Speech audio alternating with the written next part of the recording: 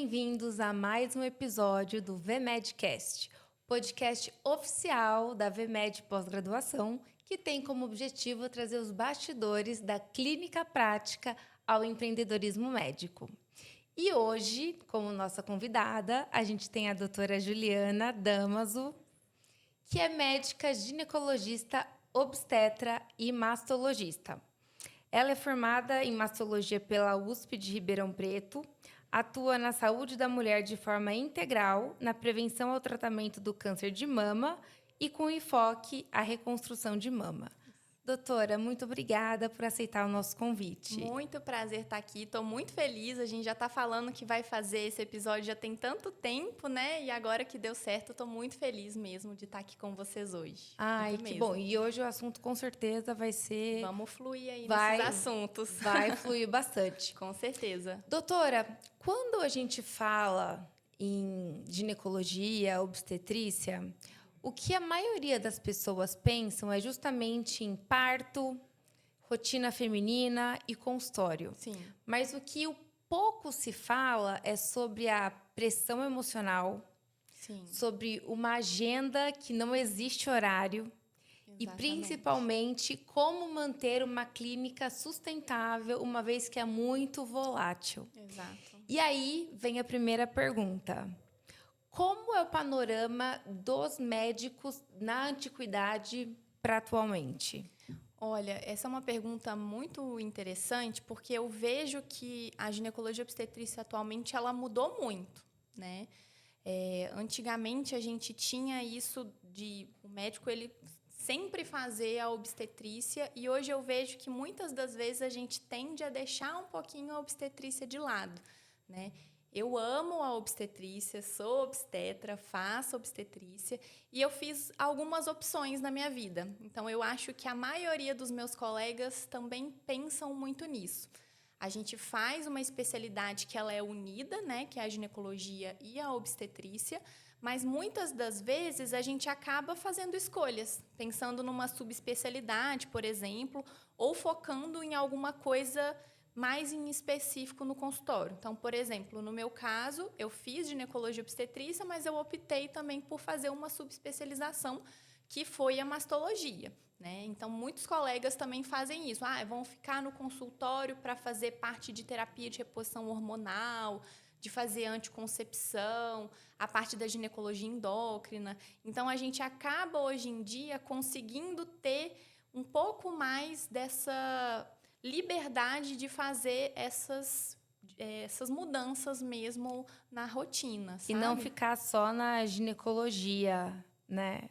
Não ficar só na parte na obstetrícia, né? Muitos colegas que eu vejo que fazem a obstetrícia, eles já foram para uma subespecialidade, então faz uma medicina fetal, por exemplo, então vai acompanhar mais essas pacientes que estão no período do pré-natal, do parto, do puerpério, mas quem opta por ficar com a parte da ginecologia tende a focar em outras áreas também. Então, a GO, eu falo que é uma das áreas que ela é mais fluida nesse sentido, né? De você conseguir fazer várias coisas dentro da própria especialidade.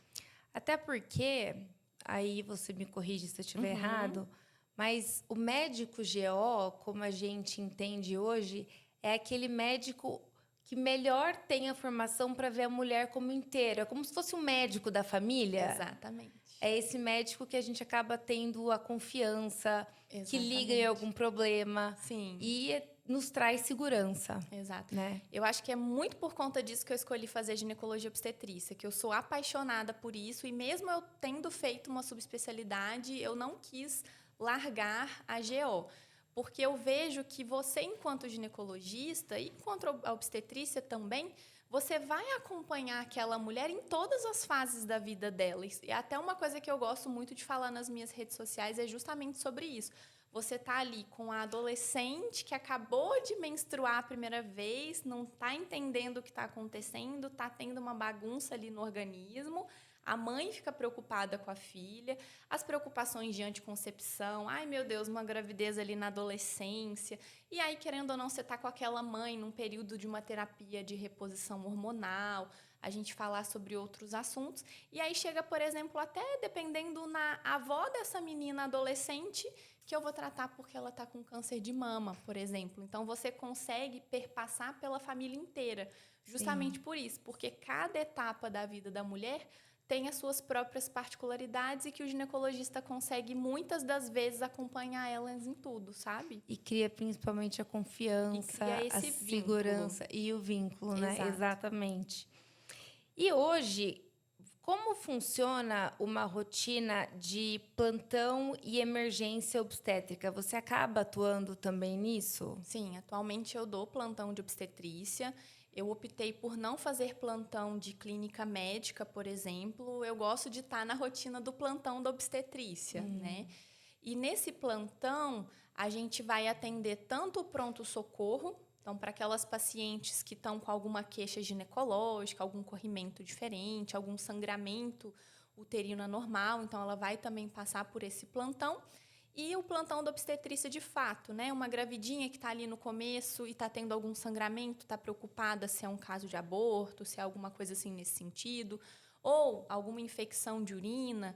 E aí até chegar de fato ali no final da gestação e a gente ter alguma intercorrência, seja pré-eclâmpsia, seja, né, as urgências hipertensivas, alguma alteração ali de diabetes gestacional, até o trabalho de parto mesmo em si, que a gente vai detectar se de fato essa paciente está em trabalho de parto, para a gente internar essa paciente e fazer a condução desse trabalho de parto, até as próprias urgências também, um descolamento prematuro de placenta, uma eclâmpsia.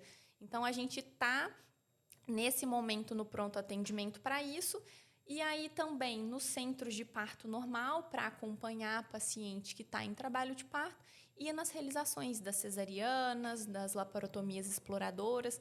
Então, eu falo que a obstetrícia do plantão ela é um universo à parte, que muita gente tem medo de trabalhar nisso, mas eu sou apaixonada e gosto bastante de fazer. E quando você pensa que médicos podem optar também por essa especialização, o que você acha que mais pesa na hora da decisão? Eu acho que é pensar que, dependendo, você não vai ter uma rotina. Principalmente para quem vai ter no consultório o acompanhamento das gravidinhas, porque qualquer hora é hora de acontecer alguma intercorrência, desde aquela paciente que nem eu falei antes, de ela estar com algum sangramento no começo da gestação, e como ela confia tanto em você, ela vai querer que você ajude ela naquele momento, até aquela paciente que está ali no final da gestação, a bolsa rompeu, ou ela está em trabalho de parto, que ela vai querer ter você ali. Então, o profissional que ele opta por acompanhar essas pacientes, ele vai precisar de entender que é praticamente uma abdicação mesmo da vida, nesse sentido que talvez ela pode precisar dele de madrugada, precisar dele num momento de alguma festa de família, nos feriados, Natal, Ano Novo. Então, é um período que realmente o obstetra ele vai precisar de entender que ele vai ter essas abdicações aí também, sabe?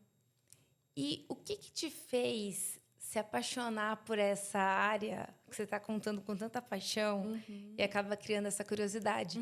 O que te fez se apaixonar por essa área quando você estava na faculdade?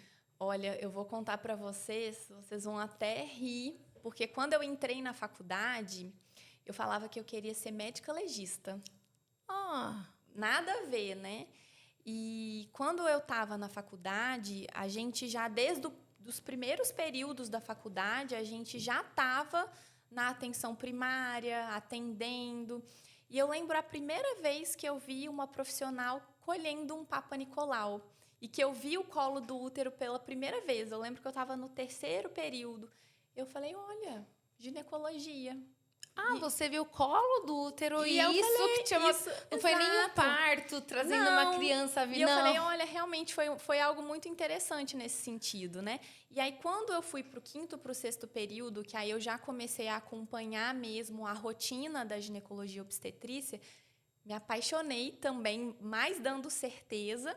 E aí, quando eu estava no internato, porque a gente tem, né, o ciclo básico, o ciclo clínico e o internato, quando eu estava no internato, que eu acompanhei de fato parto, as minhas chefes, né, da minha faculdade, elas são as minhas inspirações, assim, da minha vida relacionado a isso, da saúde da mulher. E que eu vi, por exemplo, uma cirurgia da mama, e aí eu falei, não, eu quero fazer ginecologia obstetrícia e também quero ser mastologista. E a minha faculdade, eu vejo que ela foi uma forte influenciadora para isso acontecer na minha vida, sabe? Que outros colegas meus também, da mesma época que eu me formei, eles também fizeram ginecologia obstetrícia. Por quê? Por isso, porque eu não fiz ginecologia obstetrícia. Para mim, eu fiz saúde da mulher. Ai, que bonito. Muito por falar isso. Porque, assim, eu não quero, enquanto mastologista, eu não quero tratar a fulana de tal que está com câncer de mama tal. Não, eu quero tratar a mulher que está tendo câncer de mama. Porque muitas das vezes ela tem outros problemas que não apenas o câncer de mama.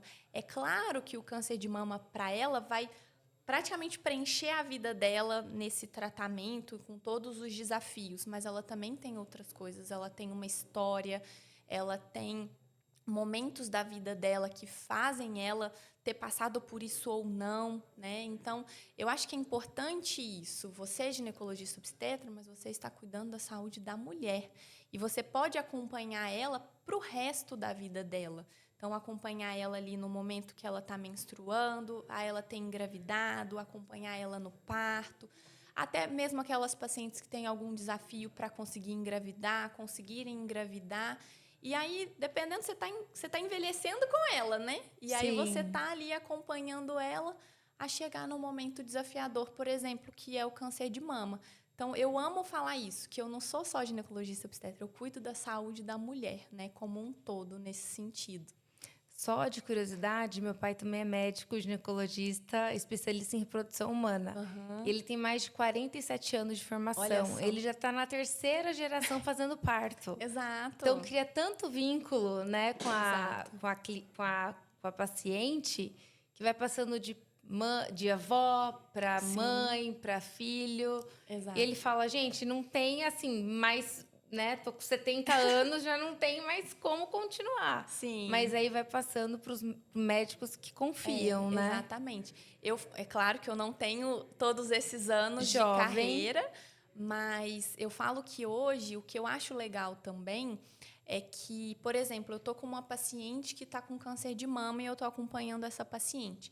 Muitas das vezes, na consulta, ela me pergunta: ah, você atende adolescente? Eu queria muito que você atendesse a minha filha, por exemplo, né? Ah, porque ela está com esse problema, ou ela está menstruando muito, ou eu queria que ela entrasse com algum método contraceptivo.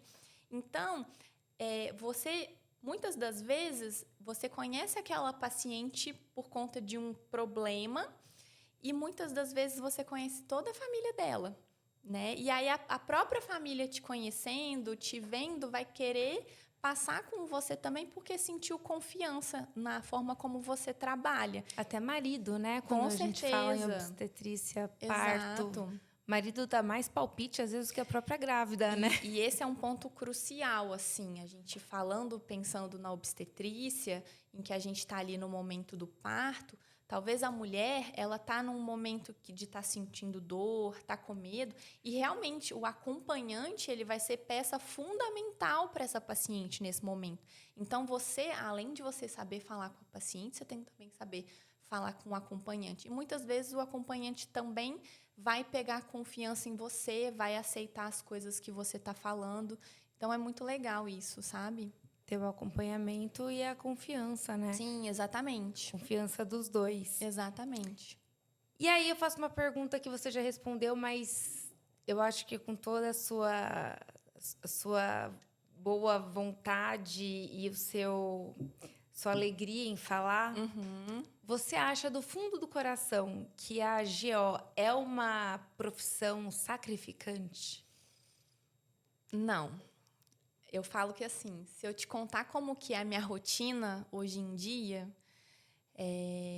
eu trabalho em várias cidades, né? Tanto aqui em São Paulo quanto no interior de São Paulo.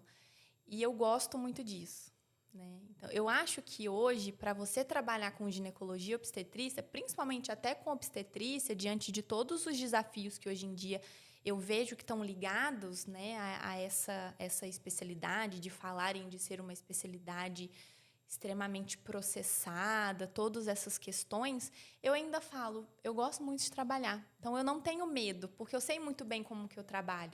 Eu sei muito bem como eu conduzo uma paciente que está em trabalho de parto. Eu sei muito bem quando eu converso com ela, eu passo essa confiança para ela. E isso é o principal, porque se você não passa essa confiança para a paciente, e como que você passa isso?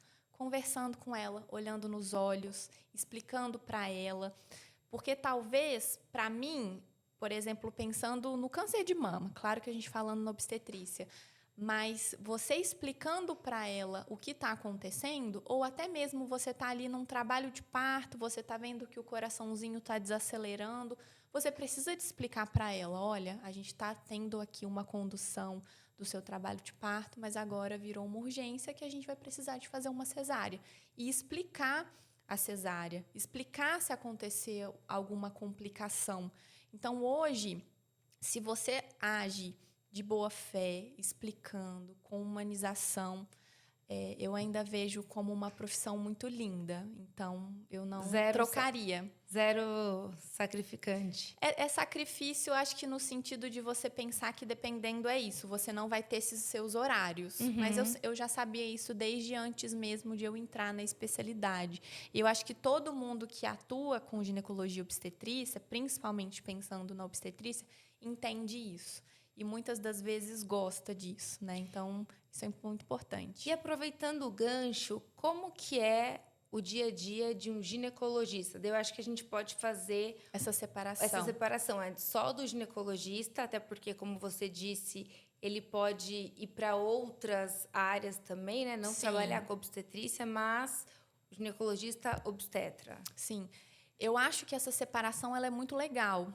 E isso que é o legal. Eu falo que essa dinâmica da GO, muita gente quando me pergunta, você acha que vale a pena fazer GO? Eu falo que vale, porque você consegue, por exemplo, em relação aos meus colegas que se formaram exatamente na mesma época que eu, cada um está numa área, cada um está atuando de um jeito. Então, isso faz a especialidade ser muito ampla e mesmo você, no período ali da sua especialização, você está vendo tudo, a partir do momento que você se formou, você consegue criar sua própria linha de raciocínio, seu próprio nicho e ficar nele.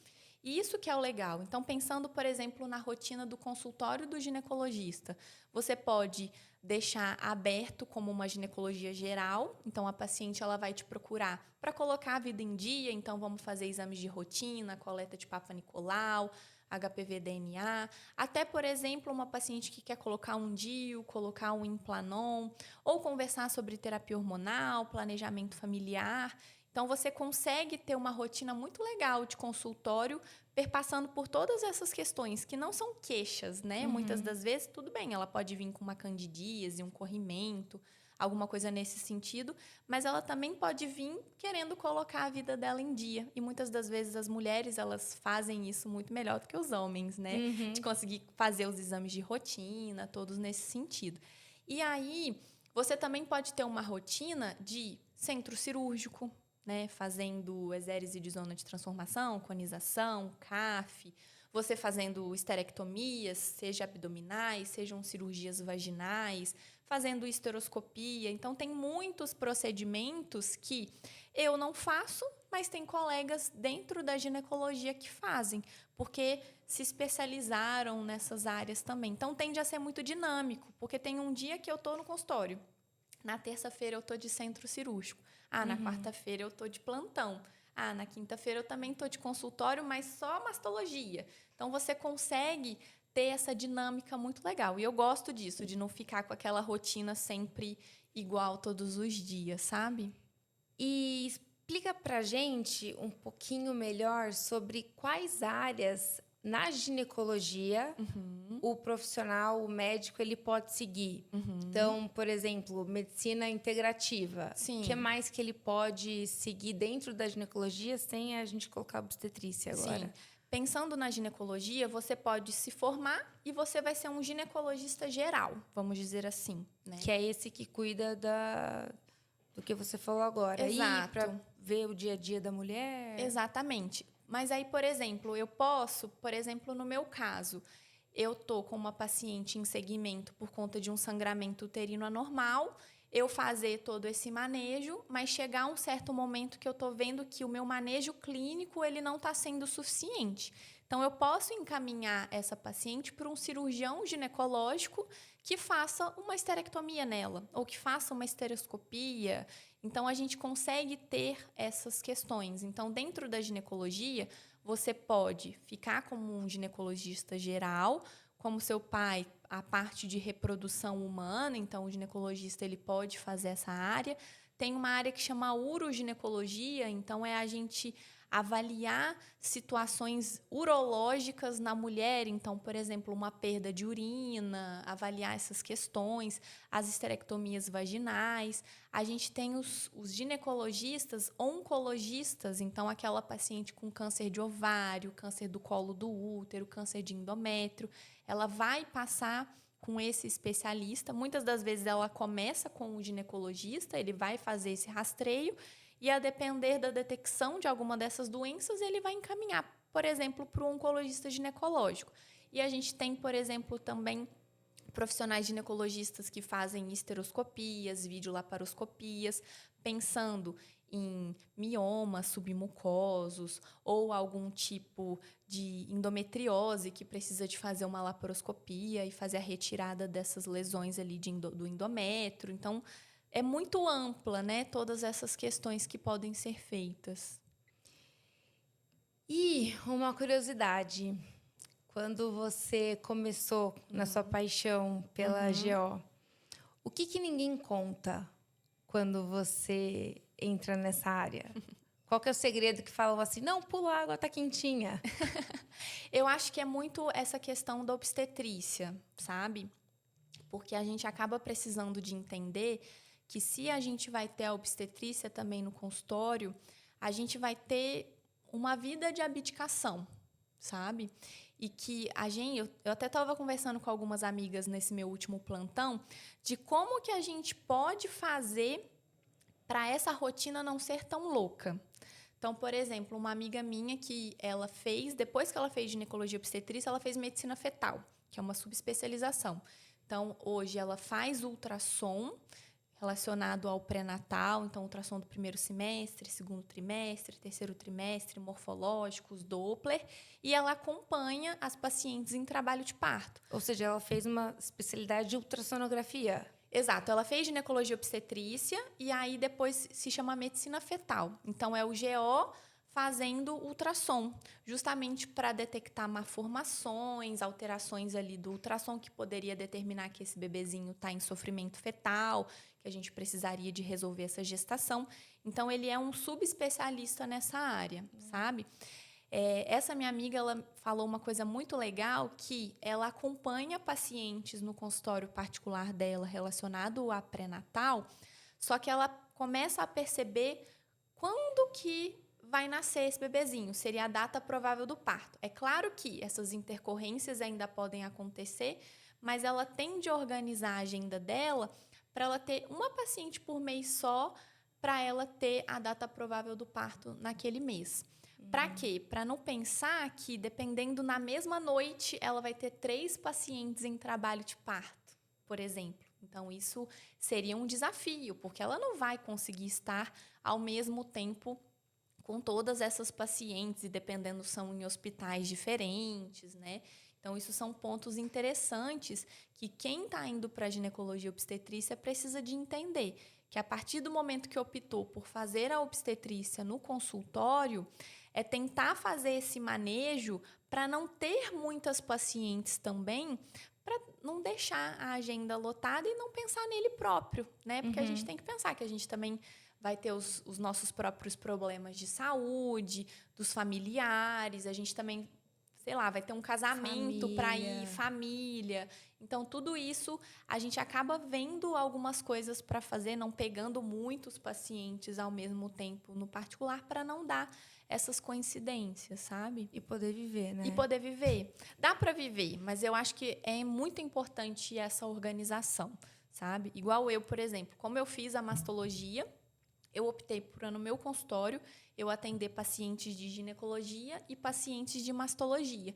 E eu amo, porque aí eu faço a obstetrícia no plantão. Então, eu não deixo a obstetrícia de lado, mas pelo menos eu faço ele só num período ali da minha semana, do meu mês. Ah, entendi, bacana. Sim. E hoje, aproveitando o tema da obstetrícia, a gente sabe que existem 3 formas de parto, né? 3 modalidades. O humanizado, o normal e a cesárea. Sim. Qual que é a sua opinião em relação a isso? Até porque a OMS ela tem um posicionamento, né, do que é melhor. Sim. E qual que é a sua opinião? Qual que você prefere? O que você acha sobre esse posicionamento da OMS? Eu acho que essa questão do parto humanizado, a gente tem que pensar que todo parto normal ele tem que ser humanizado, né? E a humanização, ela tá no sentido de você respeitar as opiniões daquela mulher na medida do possível, no sentido de você tá ali como profissional, você precisa de explicar para ela, a partir de agora, a gente manter esse parto normal é arriscado para você, é arriscado para o bebê. Então, é a gente ser muito honesto nesse sentido. A mesma coisa, não é ficar fazendo indicações de cesariana de formas que são descontroladas, vamos dizer assim, só para facilitar a minha vida. Então eu vou fazer a cesárea da paciente A na sexta-feira, 10 horas da manhã, porque no sábado eu já estou viajando, então eu já fico tranquila dessa paciente não atrapalhar a minha viagem, né? Então, é muito isso, é pensar que para o parto normal não tem horário. E isso é um ponto muito importante. E é você explicar para a paciente isso, né? A paciente que ela tem esse desejo do parto normal, é explicar isso justamente para ela. Então, a humanização, o parto humanizado hoje nesse sentido, é você respeitar a fisiologia daquela paciente, daquele parto que está acontecendo, e os desejos até um certo ponto, no sentido de você explicar para ela o que é seguro e o que não é seguro da gente manter ali naquele momento, né? E ser muito honesto nisso, e não indicar a cesariana simplesmente por conveniência. Para eu facilitar o meu plantão aqui, eu já faço essa cesárea logo agora, para não virar uma cesárea de madrugada, por exemplo, né? Então, hoje em dia, é isso, é a gente respeitar essa paciente e principalmente essa questão da violência obstétrica, né? Então, por isso que fala muito do parto humanizado. Seria um parto respeitoso, em que a gente faz intervenções quando de fato elas são necessárias, baseadas em evidência. Então, isso é um ponto muito importante.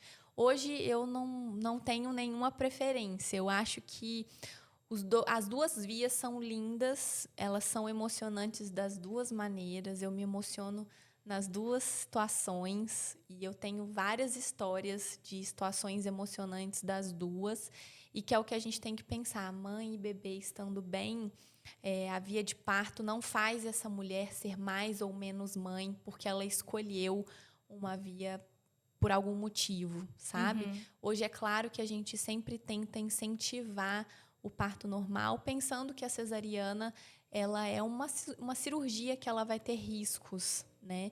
Mas a partir do momento que você explica isso muito bem para a paciente, que ela te dá essa confiança, eu vejo que isso só tem os dois lados ganhar, sabe? Nesse sentido, é maravilhoso acompanhar um parto, independente de qual for. E dentro dos plantões que você comentou agora da violência obstétrica, o que você mais vê de absurdo, ainda mais quando a gente fala que hoje estão faltando médicos que entraram na carreira por amor, né? Então, o que você mais vê de violência e o que você pode dar de dica para quem quer entrar nessa área não cometer? Eu acho que o primeiro de tudo é a gente conversar muito bem com essa paciente. Porque pensando no plantão, você está vendo aquela paciente pela primeira vez, na imensa maioria das vezes, né? Então, ela precisa ter confiança em você. E ela só vai ter confiança a partir do momento que você está explicando para ela as coisas que você está propondo, como está o segmento daquele trabalho de parto. Isso é o principal, sabe? É você ter uma conversa muito honesta com a paciente, com o acompanhante, é você gastar tempo. Eu acho que é isso que é o que está faltando. É você ter paciência para você explicar para aquela paciente tudo o que está acontecendo ali. Igual no meu último plantão. Eu e a minha amiga do plantão, que a gente acabou se tornando muito amiga no plantão mesmo, porque eu acho muito isso. A obstetrícia tem disso. Você criar elos com pessoas tão fortes, que são pessoas que pensam igual a você, que você vira amiga dessa pessoa fora do ambiente do plantão, de tanto que a gente tem pensamentos muito iguais. Eu e ela, a gente deve ter ficado cerca de 1 hora conversando com um casal, e foi muito legal, porque eles confiaram no nosso trabalho. Ela chegou fora de trabalho de parto e ela falava que ela queria tentar o parto normal. E eu falei, você vai conseguir. Você internou um pouco cedo, ela internou em pródromos, então a gente explicou. Pródromos O pródromo seria um período antes de fato, ela estar em trabalho de parto. Ela já está tendo contração, ela já está tendo uma dilatação, mas ainda não está durando o tempo que precisa, não está tendo uma contração forte o suficiente para dilatar aquele colo, para de fato ela estar em trabalho de parto. Então, quando ela internou, ela estava com 1 para 2 centímetros de dilatação, já super preocupada, e a gente falou, calma, a gente fez, né, o exame do coraçãozinho do bebê, a cardiotoco, a gente viu que está tudo bem, você está bem também, você nesse momento está em pródromos, não se assuste, as contrações elas vão surgir, a partir de um certo momento a gente pode fazer analgesia, e realmente foi um parto que, entre aspas, demorou, mas super fisiológico, ela estava bem, o bebezinho estava bem, a gente o tempo todo monitorizando, e aí foi nascer 4 horas da tarde, para você ter uma ideia. E a gente ficou o tempo todo no plantão que a gente fez. E começou que horas? Começou, era 10 horas da noite. Na verdade, ela internou 10 horas da noite, mas ela começou a, de fato, pegar o ritmo do trabalho de parto, era 8 horas da manhã. Então, de fato, a gente considerou que ela entrou em trabalho por esse período. E aí, a gente acompanhou ela por todo esse período. E foi lindo. Ela se emocionou, ela falou da mãe dela. Ela falou, mãe, vai ser seu aniversário daqui 2 dias.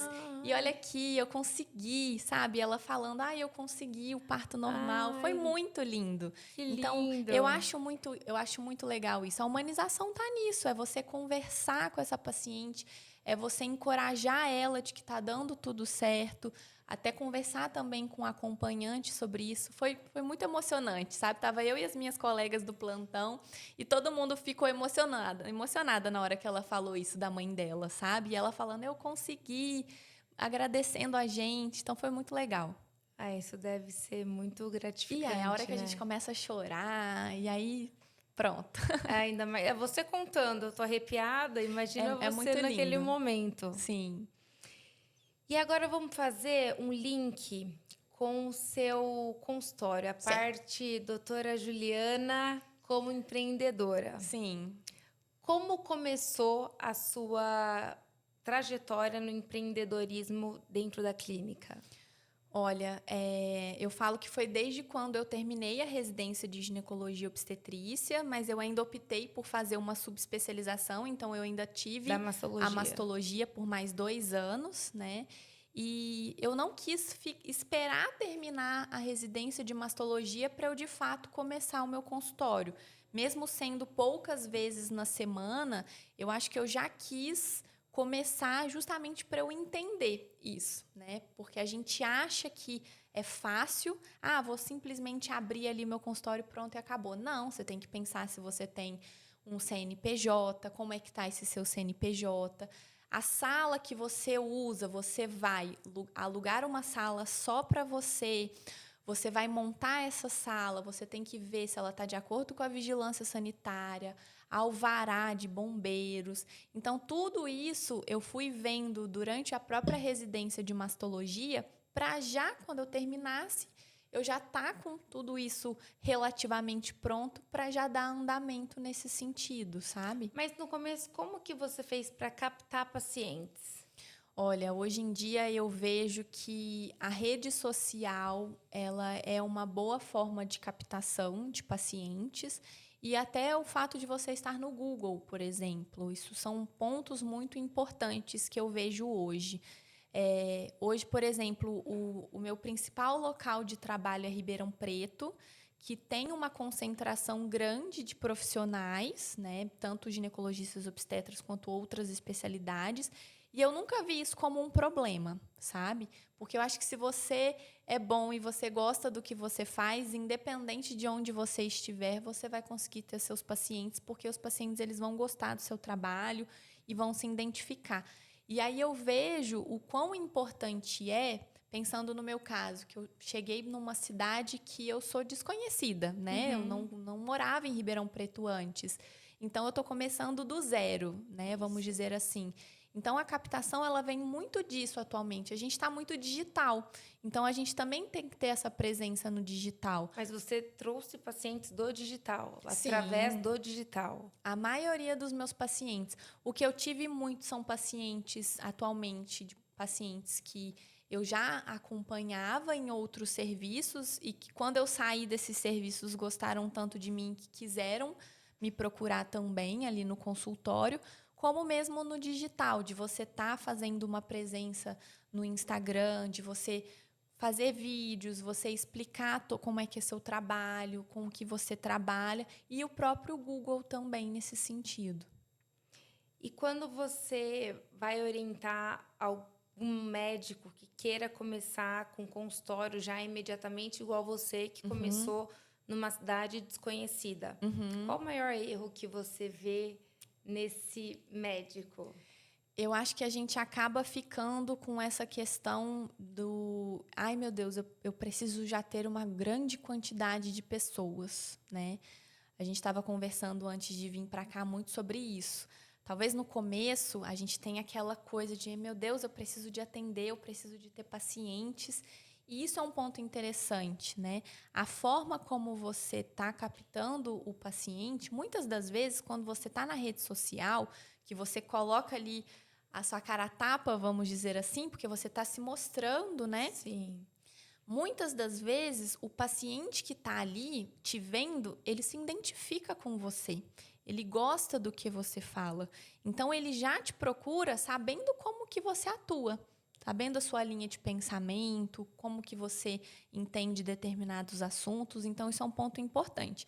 No começo, o ideal é isso, é você pensar que você tem que ter pacientes, entre aspas, qualificados, que eles entendam a sua linha de pensamento e não te exijam certas coisas, por exemplo, que você não concorde. Então, isso é um ponto importante também, sabe? Então, o maior erro desses médicos seria se submeter a qualquer tipo de paciente. Exato. A gente tem que pensar muito nisso, né, hoje em dia, porque eu trabalho com certas formas de tratamento, por exemplo. E aí, talvez a paciente ela chegue e não concorda com esse tratamento. Ela precisa de entender que tem evidências científicas no que eu estou falando, ela vai questionar o meu trabalho nesse sentido.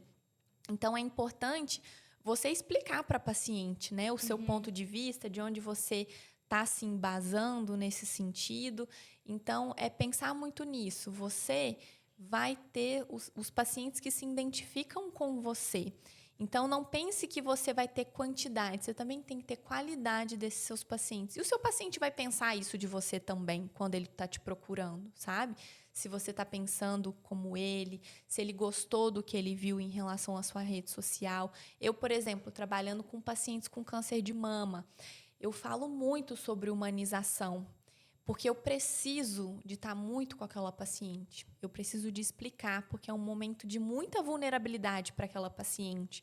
Então, se eu não explico as coisas que estão acontecendo para ela, ela não vai ter confiança em mim. Então, isso é um ponto também. Então, é uma via de mão dupla, né? Eu pensar que eu também quero ter pacientes qualificados, mas eu também quero me qualificar para aquele paciente que me procura, para fazer o melhor para ele. Entende? Até para ter empatia, né? Num momento tão delicado da paciente. Exato. Até seja no momento do parto, no momento da gravidez, uma gravidez de risco, uma gravidez de desejo. Exatamente. É importante ter dessa empatia. Exatamente. E você comentou que logo que você abriu o seu consultório, você já se respaldou em CNPJ, provavelmente foi atrás de contador, advogado. Sim. Por que você acha que hoje tem tantos médicos desorganizados nessa área? Porque é o que a gente mais vê. Desde quando eu estava no meu 2º ano de residência, na verdade, eu fui sempre um pouco ansiosa no sentido de que eu queria as coisas muito bem organizadas. Eu vim de uma família de administradores que eles me ensinaram muito isso, né? A deixar tudo muito bem tabelado, muito bem organizado. Então, eu gosto muito dessa influência que eu tive da minha família. E quando eu estava no R1, eu quase não trabalhei fora da residência, justamente para eu conseguir ter uma tranquilidade para fazer uma residência que já era puxada ali, de muitas cargas horárias durante a semana. E aí, no R2, eu falei, não, vou abrir meu CNPJ, já vou organizar tudo da melhor maneira. E aí, na época, eu não tinha consultório, então eu também tive que precisar de um endereço fiscal. Nossa, penei nesse sentido. E aí, fui organizando tudo isso. Então, equipe de contabilidade para me ajudar com isso, porque eu não entendo de contabilidade. Só que, ao mesmo tempo, apesar de eu não entender, eu preciso entender. Por que eu estou pagando essa quantidade de imposto? De onde que está vindo essa taxa que eu estou pagando atualmente? Então, eu sempre marcava reunião com a equipe de contabilidade justamente por conta disso, né? E, recentemente, também, eu tô com uma parceria com uma equipe de advogado também. Justamente porque hoje eu trabalho com cirurgias, com procedimentos, então tudo tem risco, né? Então é muito importante a gente pensar em a gente ter termos de consentimento livre esclarecido e termos feitos por você e para você, no sentido de não ser algo que você copiou e colou ali da internet.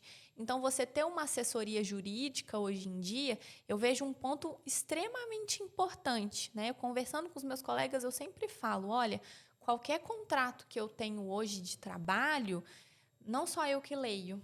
Geralmente, eu peço para essa minha equipe de assessoria jurídica para ela me ajudar, porque talvez tenha pontos ali daquele contrato que eu não entendi, mas o advogado está ali para me explicar e me dar, dependendo, alguma contraproposta para eu conseguir fazer. Exatamente. E o que uma clínica de GO ela precisa para fazer a retenção de um paciente? Porque a ginecologia, uma vez que às vezes não vem a da obstetrícia, que tem aqueles 9 meses e tudo mais, qual ponto de retenção para você ficar e fidelizar aquele paciente que você acha importante? Eu acho que hoje em dia a gente fala muito de plano de acompanhamento dessa paciente. Então, por exemplo, hoje, se eu coloco um DIU, se eu coloco um Implanon, eu sou muito honesta com essa paciente de que ela pode ter sangramentos irregulares. Tem que partir de mim essa informação. Ela não pode saber isso, por exemplo, da internet. Então, isso é um ponto muito interessante. O médico, ele precisa de explicar muito bem explicado as coisas para a paciente. Porque se você não explica, pensando em relação à entrada ao começo de um método contraceptivo, se você não explica, ela vai passar, por exemplo, por um período de adaptação.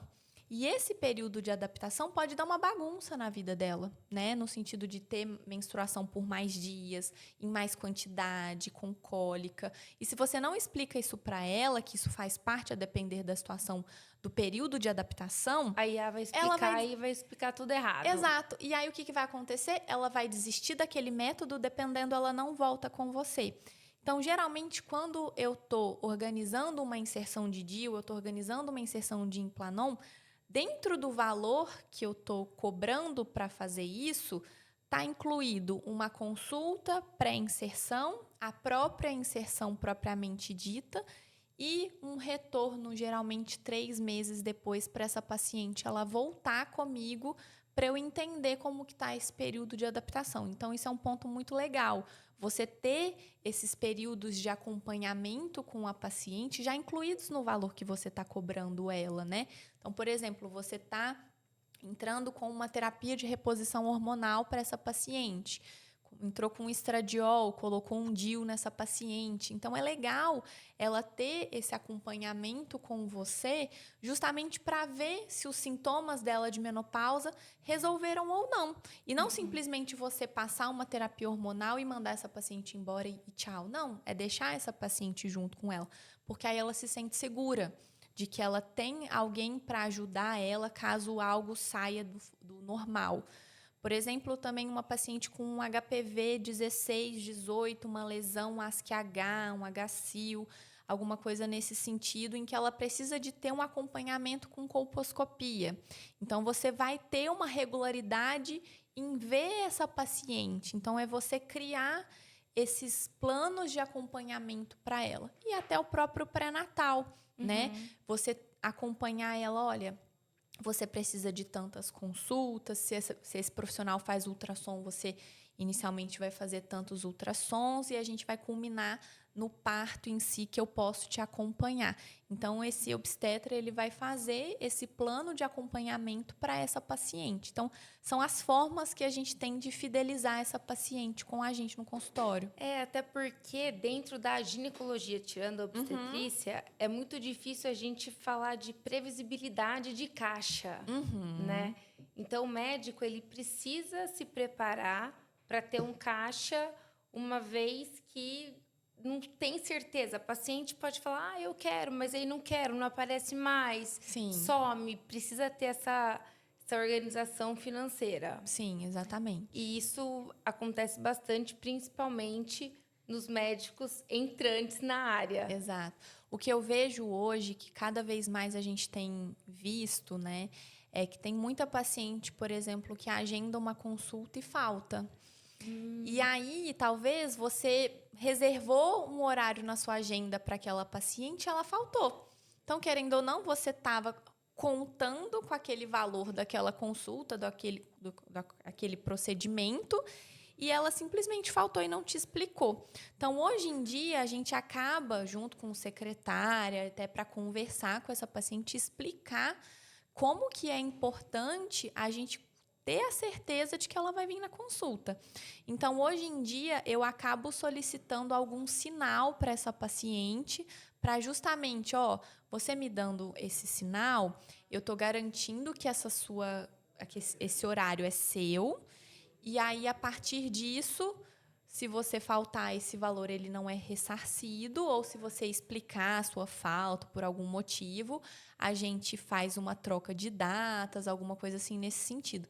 A partir do momento que você estabelece isso e o paciente ele de fato quer passar com você, ele não se importa com esse valor que você está pedindo como sinal, porque ele quer passar com você. Sim. Então, ele valoriza também o seu trabalho e ele vai querer estar na consulta, sabe? E aí, eu peço o resto, né, do valor assim que a consulta acabou. Então, isso é uma maneira legal aí da gente conseguir manter essa retenção, sabe? E evitar essas faltas que acontece bastante, né? Porque uma das complicações que existem em qualquer área do profissional liberal é justamente a pessoa não ter o bom senso de que aquele profissional tirou aquele tempo para ficar com ele e acaba desgovernando toda a agenda. Exato. E, doutora, qual é o papel da secretária hoje dentro de uma clínica?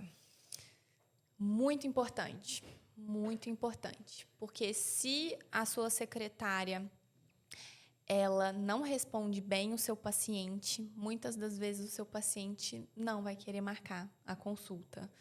E isso eu falo que é um dos maiores gargalos no consultório. E eu pensando no meu consultório de ginecologia e mastologia. A paciente da mastologia, vamos supor, a mulher ela descobriu um nódulo. Muitas das vezes essa mulher ela entra em desespero.